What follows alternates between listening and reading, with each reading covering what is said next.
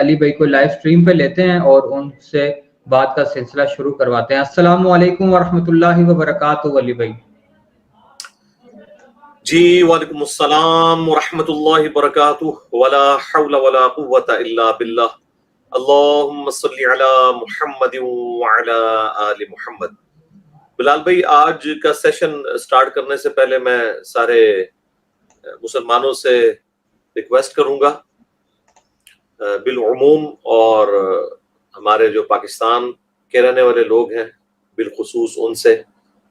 کہ عمران خان صاحب کے لیے دعا کریں، اللہ تعالیٰ انہیں صحت یابی دے۔ ویسے تو ڈاکٹرز کی جو خبر ہے اس کے اعتبار سے تو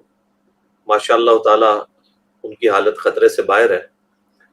اور جو لوگ اس میں ایک آدھ کے بارے میں تو آیا کہ وہ شہید بھی ہوئے ہیں، اللہ تعالیٰ ان کی مغفرت کرے، اور جتنے بھی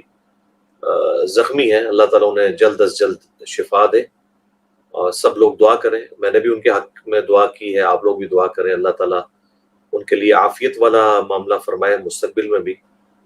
باقی جو حملہ آور ہے اس کی آپ نے ویڈیو تو دیکھ لی ہے، میں تو اس سے سیٹسفائی نہیں ہوں، کیونکہ وہ جس طرح رٹا رٹایا بیان بول رہا ہے اس سے لگ نہیں رہا کہ وہ سیلف موٹیویٹڈ ہے، لگ رہا ہے جیسے اسے کسی نے پڑھایا ہے۔ اب اس پورے معاملے کے پیچھے کون ہے وہ اب اللہ بہتر جانتا ہے۔ ابھی فی الوقت تو کوئی رائے اس طریقے سے قائم نہیں کی جا سکتی۔ ابھی یہ اللہ کا شکر ہے کہ پنجاب میں حکومت بھی تحریک انصاف کی ہے، اور یقیناً وہ اپنے چیئرمین کے ساتھ مخلص ہوں گے۔ میں خصوصاً جو چیف منسٹر ہیں پنجاب کے پرویز الہی صاحب، ان سے تو ریکویسٹ کروں گا کہ آپ فرنٹ سے لیڈ کریں، پریس کانفرنس کریں، اور یہ جو پوری صورتحال ہے جو اس وقت پورے ملک کے اندر ایک غم کی ایک کیفیت ہے، اور پاکستان اس چیز کا متحمل نہیں ہے کہ ایک اور پاپولر لیڈر کے ساتھ وہ کچھ ہو جس طرح کے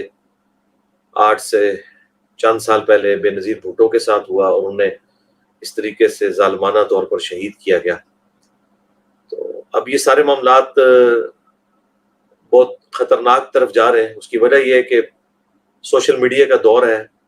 ویڈیوز سامنے آ جاتی ہیں، کسی نے بھی کوئی اس حوالے سے ایسی ایکٹیویٹی پرفارم کی ہے اور اس میں کوئی ان پٹ اپنی ڈالی ہے تو وہ بچے گا نہیں انشاءاللہ تعالی۔ لیکن ساتھ ہی ساتھ جو پی ٹی آئی کے سپورٹرز ہیں، میں ان سے بھی ریکویسٹ کروں گا کہ آپ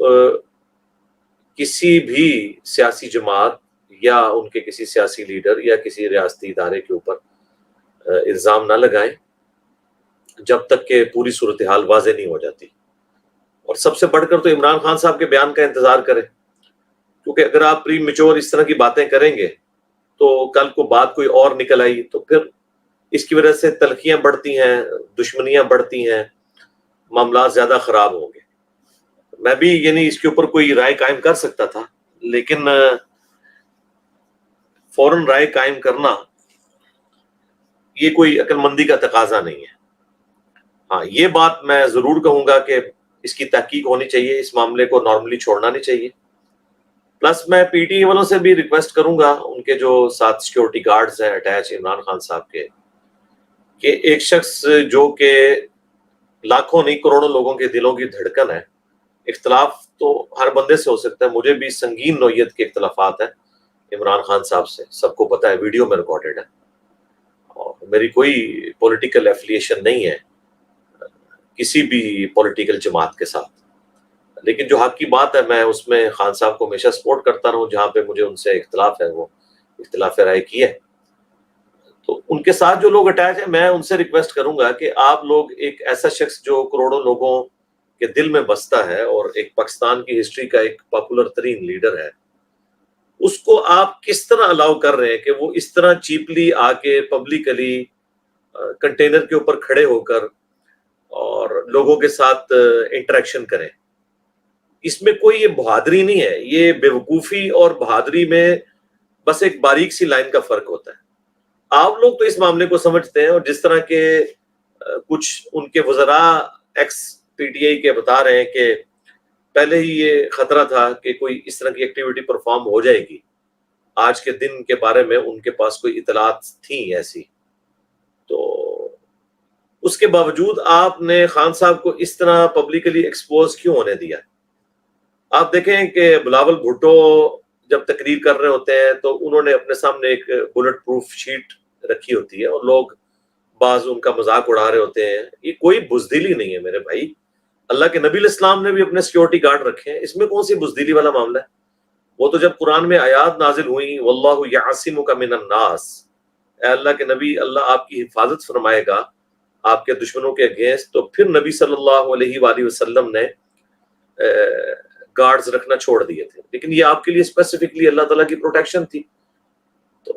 یہ گارڈز تو رکھنے چاہیے. تو اب گارڈز کا کام یہ ہے, سیکورٹی کے آفیسرز کا کام یہ ہے کہ وہ بلٹ پروف شیشہ ارینج کریں, اور اسی طریقے سے یہ کنٹینر بھی بلٹ پروف بلکہ بلاسٹ پروف ہونا چاہیے. میں دیکھ رہا تھا ایک صحافی اوپر چڑھ کے وہ سارا دکھا رہے تھے کہ وہ جو گولی ہے اس نے اس کی شیٹ میں بھی سوراخ کر دیا ہوا تھا. تو یہ کون سا کنٹینر ہے کہ جس کی شیٹ کے اندر بھی سوراخ ہو رہا ہے؟ اس کا مطلب ہے کہ اس کی گیج اتنی موٹی نہیں ہے کہ وہ سسٹین کر سکے اس طرح کی گولیوں کے آگے. تو پبلکلی کوئی ایکسپوز ہونے کی ضرورت نہیں ہے. اور جو لوگ کہہ رہے ہیں نا جی سیکورٹی میں کمزوری ہے, میں سیکورٹی والوں کو اس حوالے سے تو مجرم نہیں سمجھتا کہ وہ اس حوالے سے کچھ کر سکتے تھے. ہاں اس حوالے سے ضرور مجرم ہے کہ وہ پبلکلی کیوں ایکسپوز ہونے دیتے ہیں. سامنے کوئی شیٹ رکھیں اور جب تقریر کرنی ہو بس اس وقت خان صاحب باہر نکلیں, اس کے علاوہ ان کو باہر نکالنے کی کیا ضرورت ہے؟ اگر نکالنا ہے تو آپ شیٹ کے ذریعے کریں, اور اگر شیٹ نہیں ہوگی تو آپ جتنے مرضی سیکورٹی گارڈ لگا لیں. جب ایک انڈیویجول موٹیویٹڈ بندہ پبلک میں آ گیا اور اس نے ایک کوٹ پہنا ہوا ہے, کوٹ کے اندر اس نے ایک گن چھپا کے رکھی ہوئی ہے اور وہ کنٹینر کے قریب چلا گیا, تو اس سے چند سیکنڈز ہی چاہیے فائر کرنے کے لیے, اور اس نے کیے. وہ تو اللہ بھلا کرے ایک پیچھے کھڑا ہوا تھا بندہ جس نے ماشاءاللہ دلیری دکھائی ہے اور اس کا ہاتھ پکڑ لیا ہے. ادروائز تو اگر وہ دوبارہ اس کو مزید موقع ملتا تو اور لوگ بھی اس میں یعنی زخمی ہو سکتے تھے اور شہادتیں بڑھ سکتی تھی. اس نے بڑی دلیری سے اس کو پکڑا ہے, اور بہرحال وہ جتنا پروفیشنل لگ رہا تھا نا, جس طرح اس نے نشانہ لیا ہے, مجھے تو نہیں لگتا کہ کسی بھی حوالے سے وہ کوئی ایک انڈیویجولی موٹیویٹڈ بندہ ہے. وہ باقاعدہ ٹرینڈ بندہ لگ رہا ہے, اور جس طریقے سے آ کے اس نے پولیس کے سامنے بیان دیا ہے السلام علیکم, اور وہ ٹپیکل قسم کے جو اس نے الفاظ استعمال کیے ہیں کہ یہ گمراہ کر رہا تھا پاکستانی نیشن کو,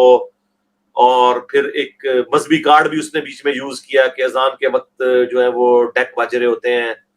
مجھے تو اس کے بیانات بھی معذرت کے ساتھ ٹوٹلی جس طرح طوطے کو رٹائے ہوتے ہیں نا وہ لگتے ہیں. اب مجھے نہیں پتا کہ اس کے پیچھے کون ہے, کوئی انٹرنل کوئی اینیمی ہے پاکستان کا اور مسلمانوں کا, یا ایکسٹرنل ہے. ہم اس طرح کسی کے بارے میں کوئی رائے نہیں قائم کرتے, لیکن میں آپ کو ایک یعنی سمجھدار پاکستانی کی حیثیت سے اور بینگ این انجینئر اور چیزوں کو کریٹیکلی دیکھنے کے اعتبار سے, اور مذہبی طبقے کو بھی بڑا کلوز سے میں نے دیکھا ہے, پولیٹیشنز کو بھی, مجھے تو کہیں سے نہیں لگتا کہ وہ کوئی انڈیویجولی موٹیویٹڈ بندہ ہے. جس طریقے سے وہ کانفیڈنٹ ہے اور گفتگو کر رہا ہے,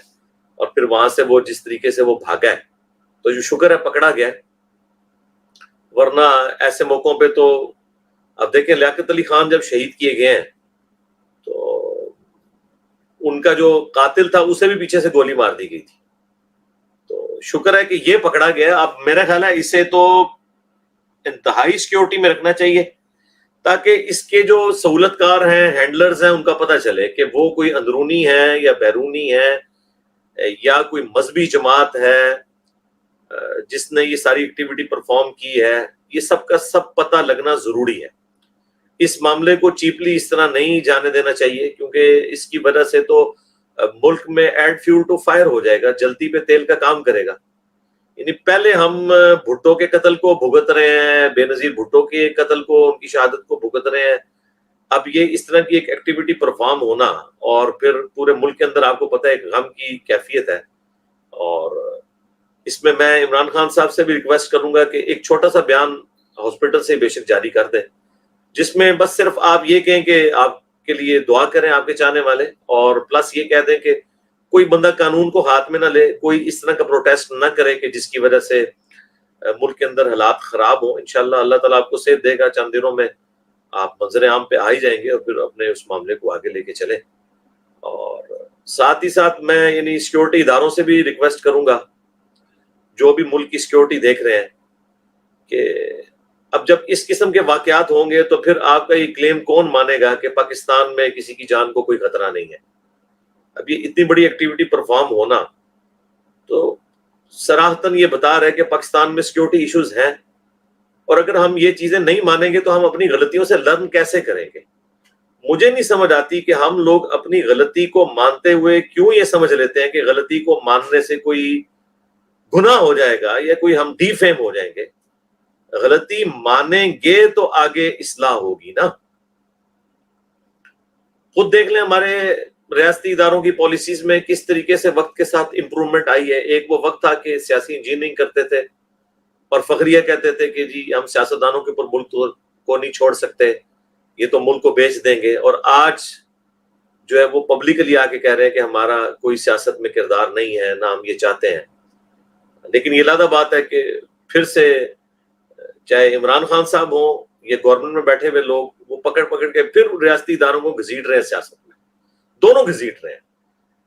ویسے تو گورنمنٹ الزام لگا رہی ہے عمران خان صاحب کے اوپر کہ وہ کہہ رہے ہیں کہ جی ان چوروں کو آپ نے مسلط کیا اور الیکشن کروائیں، اور میں آپ سے بات کروں گا، ان سے بات نہیں کروں گا،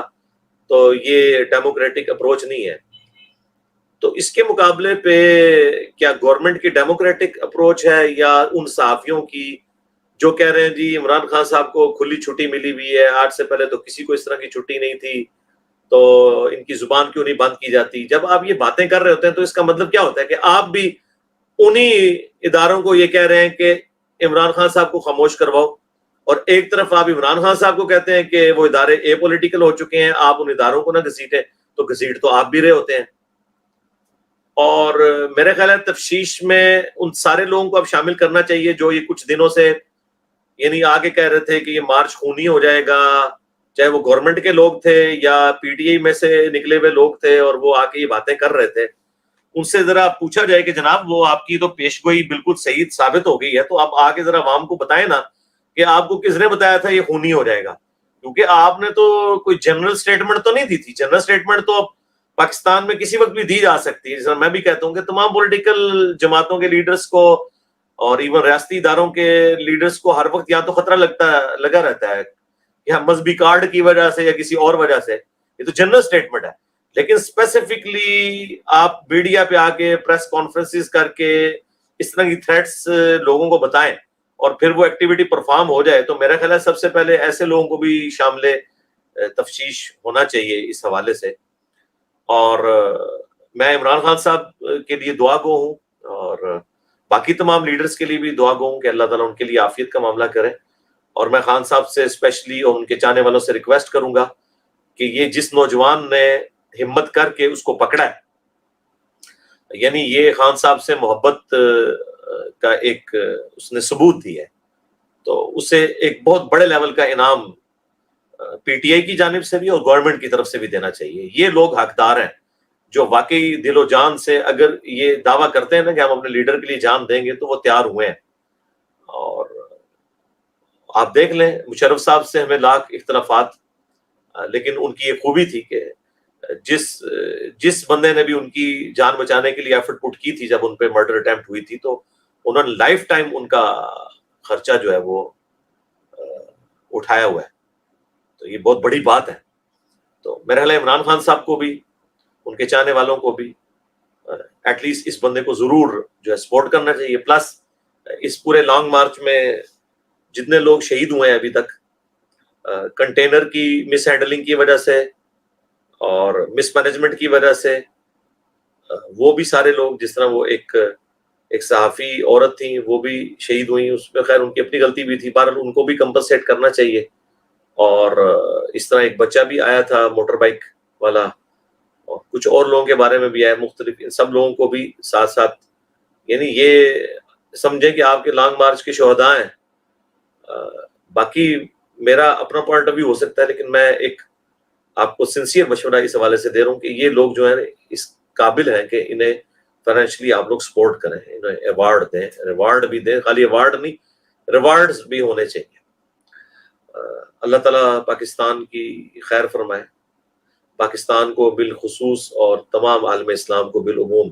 اندرونی اور بیرونی خطرات سے محفوظ فرمائے۔ پاکستان سمیت دنیا بھر میں جہاں کے مسلمان مظلوم ہیں خصوصاً چائنا میں، کشمیر میں، انڈیا میں، یمن میں، فلسطین کے اندر، افغانستان میں، عراق میں، شام میں اور پاکستان میں بھی جو سیلاب زدگان ہیں، اللہ تعالیٰ غیب سے ان کی عزت آبرو جان و مال کی حفاظت فرمائے، اور دنیا کے تمام مسلمان، خواہ جنوں میں ہو خواہ انسانوں میں، ان کے حق میں وہ تمام دعائیں قبول فرمائے جن کا سوال